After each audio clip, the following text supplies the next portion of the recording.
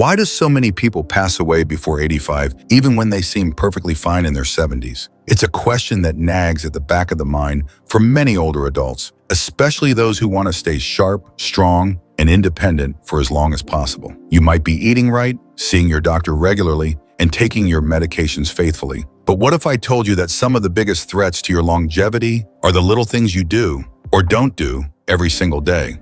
These aren't dramatic medical emergencies. They're slow, silent habits that chip away at your body and mind over time, often without you noticing until it's too late. In today's video, we're going to look at 5 mistakes that most people unknowingly make. Mistakes that drastically reduce their chances of living past 85. These aren't just generic health tips. These are deeply personal, practical insights grounded in real experiences. Things that doctors, caregivers, and even folks who've outlived their peers have noticed time and time again. Whether you're 65 or 80, these 5 avoidable mistakes could be the hidden reason your body is aging faster than it should. And more importantly, we'll talk about what you can do today to turn things around. So if you're serious about making the most of your golden years, staying mobile, mentally sharp, and waking up each day with a sense of purpose, you'll want to stay with us. Each point will bring you one step closer to building a life that isn't just longer, but better. Let's dive into the 5 key reasons most people don't make it past 85 and how you can make sure you're not one of them. Mistake 1, ignoring everyday movement.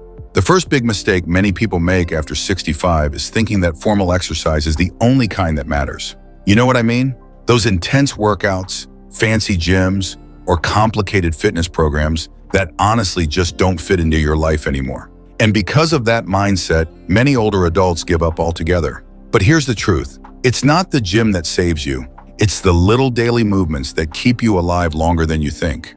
Walking to the mailbox, bending down to pull weeds, reaching for the dishes, standing while talking on the phone. These small actions are your body's secret weapon against decline. When you stop moving, even just a little less each day, your muscles quietly weaken, your joints stiffen, your balance becomes more fragile, and the worst part? You often don't notice these changes until you've had a fall or feel too tired to even get dressed in the morning. That's how the slide into frailty begins.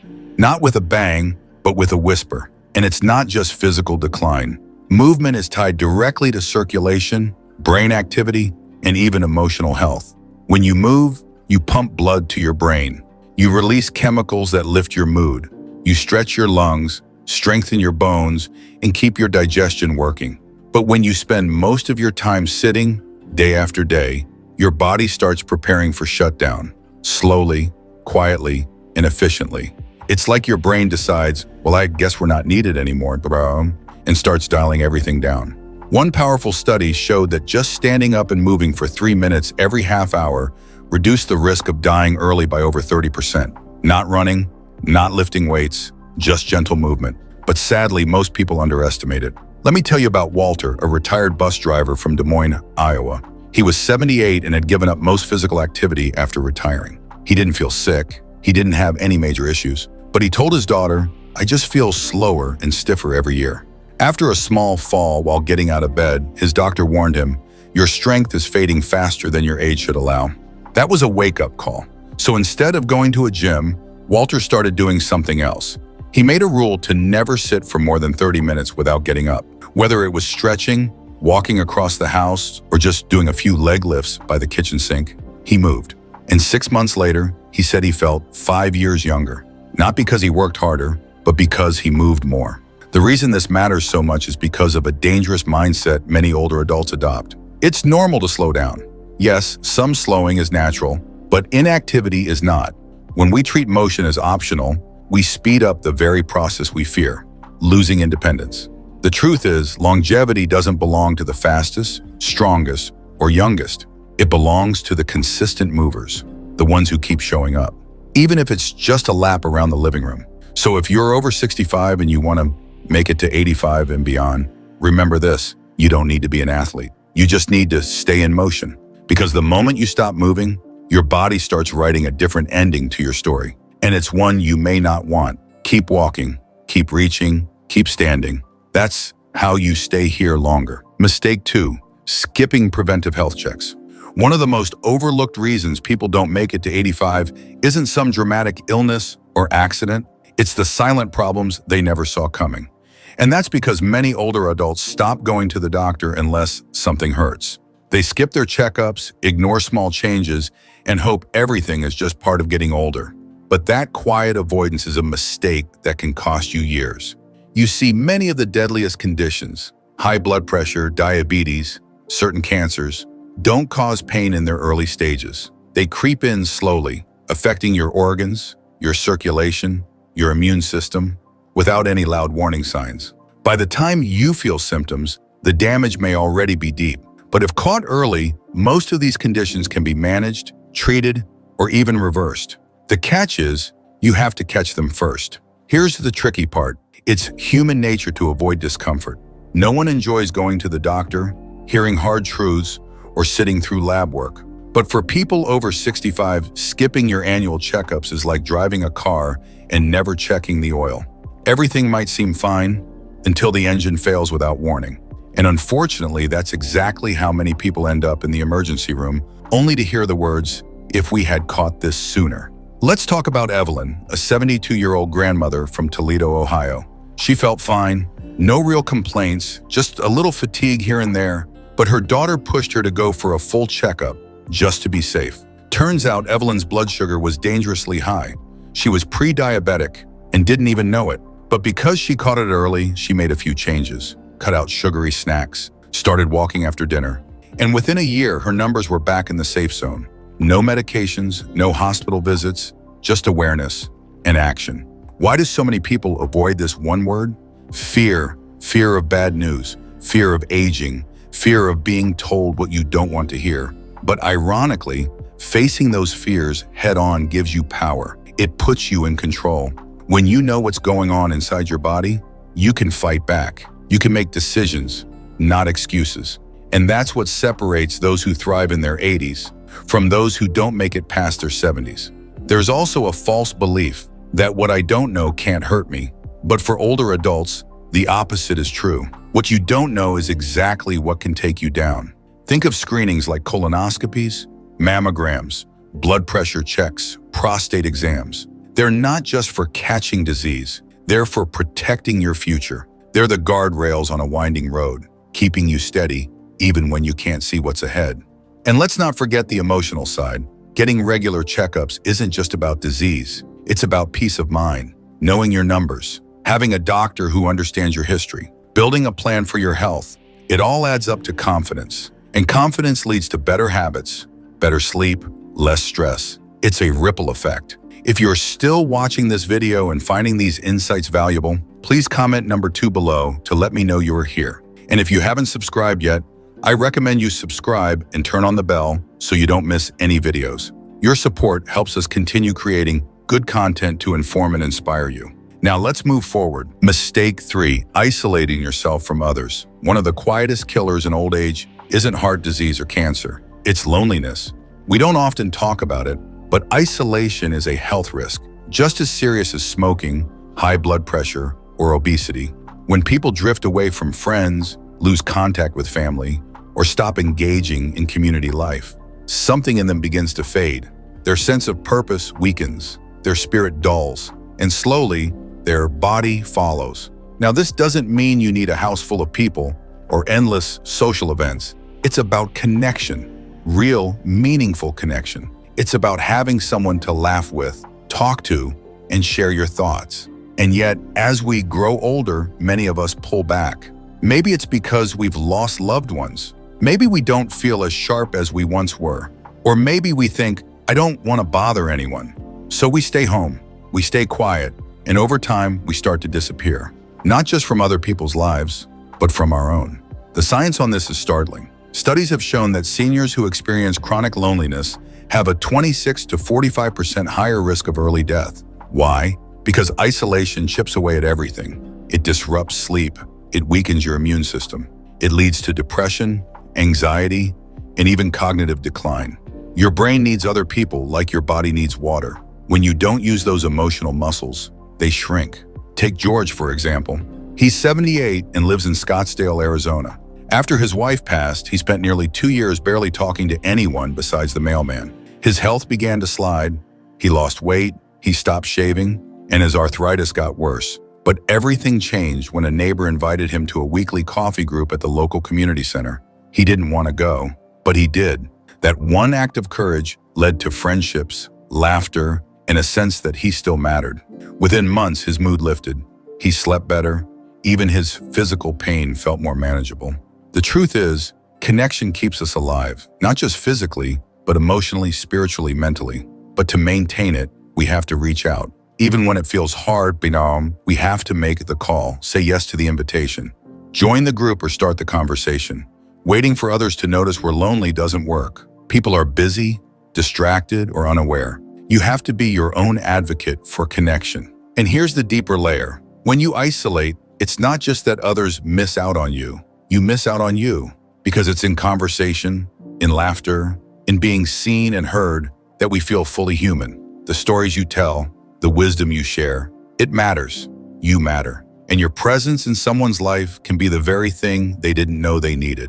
Just like their presence might be the thing you need most right now. If you've been feeling distant or withdrawn, don't wait for the perfect moment. Just start small, call an old friend, walk into a local library, say hello to a neighbor. These little acts of bravery build a bridge back to life. And when you cross it, you'll find that what you thought was lost, your joy, your strength, your spark, is still right there, waiting for you to come back. Mistake 4, ignoring chronic inflammation. Here's something most folks over 60 don't realize. That nagging pain in your knees, the stiffness in your back, the puffiness in your hands. It might not just be age, it could be chronic inflammation. And left unchecked, it doesn't just make you uncomfortable. It quietly increases your risk for heart disease, Alzheimer's, diabetes, arthritis, and even early death. Inflammation in small bursts is your body's way of healing. You get a cut, and inflammation helps repair the skin. But when it lingers, when your body stays in that fight mode day after day, it starts to break down your healthy tissues instead of healing them. It's like leaving a fire smoldering in your house. It might not burn the whole place down at once, but little by little the damage adds up. The problem is, most people don't even know they're inflamed. There's no loud alarm going off. It shows up as fatigue, brain fog, a little swelling here, a little stiffness there. But those are the whispers before the scream. And many seniors mistake it for just getting old, when really it's their body crying for help. Let me tell you about Nancy, a 73-year-old woman from Bend, Oregon. She had been living with sore joints, low energy, and frequent colds. Her doctor finally ran some tests and found elevated markers of inflammation. But instead of piling on more pills, they took a different route. Nancy began cutting out ultra-processed foods and added in anti-inflammatory staples like leafy greens, turmeric tea, and salmon twice a week. She also started walking for 20 minutes every morning, no matter the weather. 3 months later, she felt like a new woman. Her joints weren't perfect, but they moved better. Her mind was clearer. She even said her mood improved. That's because inflammation doesn't just affect your body, it affects your brain. When it flares up, your brain chemistry shifts. You're more likely to feel anxious, irritable, or depressed. And over time, that emotional weight can spiral into isolation, fatigue, and hopelessness, pushing people toward a much earlier decline than necessary. But here's the good news. You have more power over inflammation than you think. It starts with what you put on your plate. Sugary snacks, fried foods, processed meats, those fuel the fire. But berries, olive oil, nuts, green tea, they help put it out. Add to that a little daily movement, good sleep, and managing your stress. And you're not just easing symptoms, you're slowing down aging at the root. And there's a deeper reason why this matters. Because every time you take action to reduce inflammation, you're sending a signal to your body, I'm not giving up, I'm still in this. That mindset changes everything. You go from surviving to thriving, from dreading each morning to looking forward to what the day might bring. So if you've been ignoring those small aches or brushing off your fatigue as just part of getting old, take another look. Your body might be trying to warn you. And the sooner you listen, the more years and more life you can add to your journey. If you're still watching this video and finding these insights valuable, please comment number 4 below to let me know you are here. And if you haven't subscribed yet, I recommend you subscribe and turn on the bell so you don't miss any videos. Your support helps us continue creating good content to inform and inspire you. Now let's move forward. Mistake 5. Living without purpose. There's a reason people with a sense of purpose tend to live longer. It's not magic. It's biology, psychology, and human nature working together in quiet, powerful ways. When you wake up each day with something to look forward to, even something small, you give your brain a reason to engage, your body a reason to move, and your heart a reason to keep going. But far too many people after 65 slowly drift into a life that feels empty. The job is over. The kids are grown. The schedule quiets down. And without realizing it, their days begin to blur. They eat, nap, watch a little TV, maybe scroll through old memories. But the spark fades. Time moves, but life stands still. That's not aging. That's disconnection. And that disconnection is one of the greatest threats to longevity that no one warns you about. Purpose isn't about achieving big things or starting a company. It can be as simple as tending a garden, helping a neighbor, learning something new, or being someone your grandkids can count on. Purpose is what pulls you forward. It creates structure, meaning, rhythm in your days. And when people lose it, they often start to wither, not just emotionally, but physically. There's even a name for this in research circles: existential frailty. It's when the absence of meaning begins to impact your health. Your immune system weakens. Your motivation drops. You stop seeking out connections, stop trying new things, and slowly retreat from the world. And without that daily engagement, the body begins to follow the mind. Muscles atrophy, mental sharpness dulls, and joy gets harder to find. Let me tell you about Robert.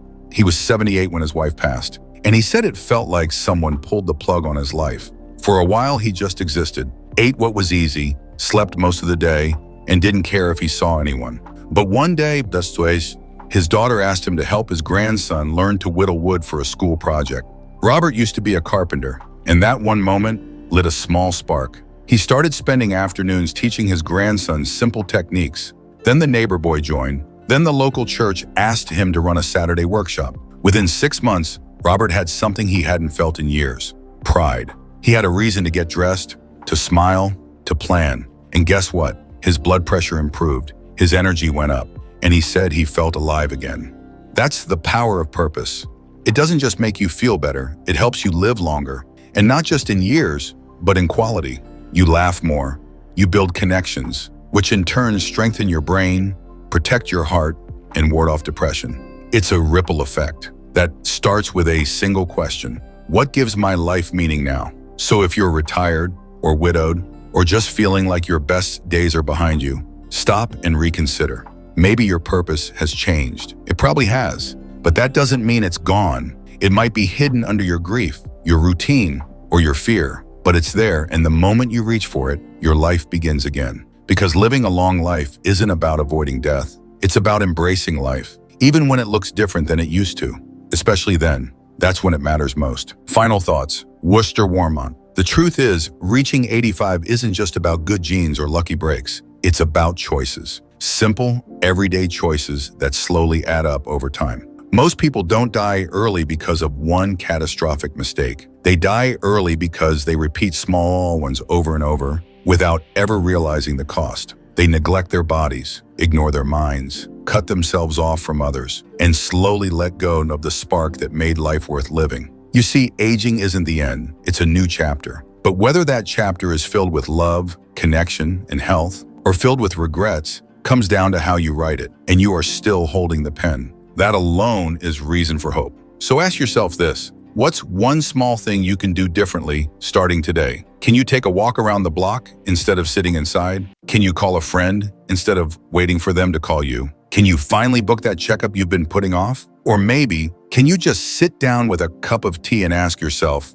what brings me joy now? Because the secret to a longer life isn't buried in some lab or locked away in a doctor's file. It's in your habits, your relationships, your mindset, and your willingness to believe that your story still matters. And it does. It matters more than you know. Thank you for joining us today. We'd love to hear from you. Leave a comment below and share one thing you learned today and how you plan to use it in your life. Your thoughts are important to us, so don't hesitate to share them. Reading your comments gives us great motivation and encouragement. If you enjoyed this video and found it helpful, please like, subscribe, and share. Your support helps us continue creating good content to inform and inspire you. Thanks for watching, and we look forward to seeing you in the next video.